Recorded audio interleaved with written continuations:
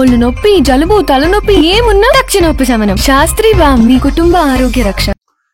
రాష్ట్రంలో పలు చోట్ల మున్సిపల్ ఎన్నికలు అలాగే కార్పొరేషన్ ఎన్నికలలో డిప్యూటీ మేయర్లు, డిప్యూటీ ఉప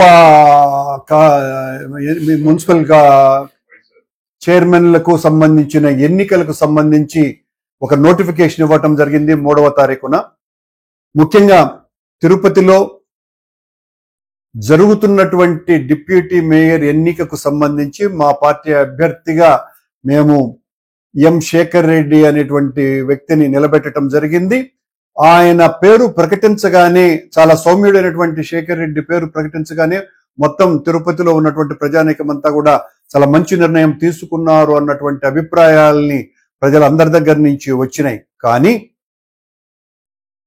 తెలుగుదేశం పార్టీకి, జనసేన పార్టీకి, బీజేపీ పార్టీకి సంబంధించినటువంటి స్థానిక నేతలు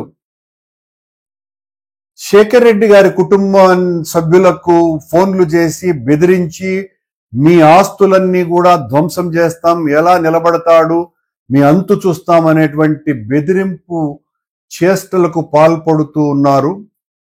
ఇలాంటి ఉడత బెదిరింపులకు భయపడే వాళ్ళు ఎవ్వరము లేమిక్కడ.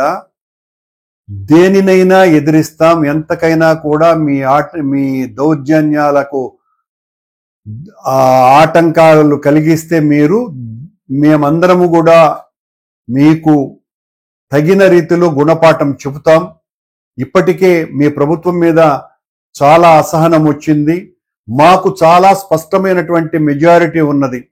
శేఖర్ రెడ్డి గారు చాలా ఈజీగా డిప్యూటీ మేయర్గా ఎన్నిక కాబడతాడు. అయినా కూడా ఏదో భయం కల్పించటం ద్వారా శేఖర్ రెడ్డి నువ్వు నిలబడటానికి లేదు, నీ గ్యాస్ డీలర్ గోడౌన్ పేల్చేస్తాం, నువ్వు కట్టుకున్నటువంటి ఇళ్ళు, అపార్ట్మెంట్లు ధ్వంసం చేస్తాం, ఇలాంటి బెదిరింపులు చేస్తే తగిన మూల్యం చెల్లించుకోవాల్సి వస్తుంది. మొత్తం రాష్ట్ర వైఎస్ఆర్ కాంగ్రెస్ పార్టీ అంతా కూడా ఇక్కడే ఉంటుంది. ఇలాంటి దౌర్జన్యాలు చేయాలనేటువంటి మీ కుటిల ప్రయత్నాలను అడ్డుకోవటానికి మేమెవళ్ళము కూడా వెనుకంజ వేసేటువంటి వాళ్ళము కాదునని హెచ్చరిస్తున్నా. మర్యాదగా మీకు అసలు 5 మంది కూడా మీకు సభ్యులు లేరు. మీ తెలుగుదేశం పార్టీ తరఫున గెలిచినటువంటి వాళ్ళు ఒక్కళ్ళు. మా పార్టీ నుంచి ఒక 5-6 మంది వెళ్ళిపోయి ఉండొచ్చు గాక, అయినా మీరు గెలుచుకునేటువంటి పరిస్థితి లేదు.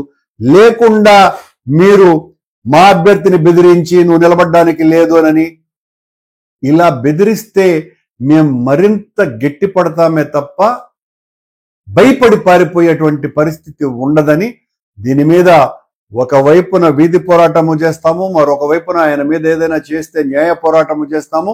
సంఘంలో చంద్రబాబు ప్రభుత్వం ఎంత దారుణాలు ఒడిగట్టుతుంది అని నడి రోడ్డులో నిలదీస్తాం. నాకు తెలిసి ఇది చంద్రబాబు గారికి తెలిసి చేసేటువంటి చర్య అయి ఉండదు. ఆయన ఇంతకు ముందే చెప్పడం జరిగింది, అనవసరంగా ఇలాంటివన్నీ కెలుక్కొని మనం గబ్బు చేసుకోవద్దండి, మున్సిపాలిటీలలోను కార్పొరేషన్లలోనూ తల దూర్చి అని చెప్పటం కూడా జరిగింది. అయినా కూడా ఈ స్థానిక నేతలు కాస్త విర్రవీగుతున్నట్టుగా ఉన్నది. ఆ విర్రవీగటంలో ఈ అసాంఘిక కార్యక్రమాలకు, అరాచకాలకు తెర తీసే విధంగా వాళ్ళు సాక్షాత్తు శేఖర్ రెడ్డి కుటుంబ సభ్యులనే బెదిరించేయటము అంటే, అలాగే కొంతమంది కార్పొరేటర్లను కూడా బెదిరిస్తున్నారు అని ఆ కార్పొరేటర్లు కూడా చెప్పడం జరిగింది. దీన్ని తీవ్రంగా ఖండిస్తున్నాం. మరిన్ని వీడియోస్ కోసం ఛానల్ ని సబ్స్క్రైబ్ చేయండి. లేటెస్ట్ అప్డేట్స్ కోసం వాట్సాప్ ఛానల్ ని ఫాలో అవ్వండి. ఆ లింక్ డిస్క్రిప్షన్ లో ఉంది.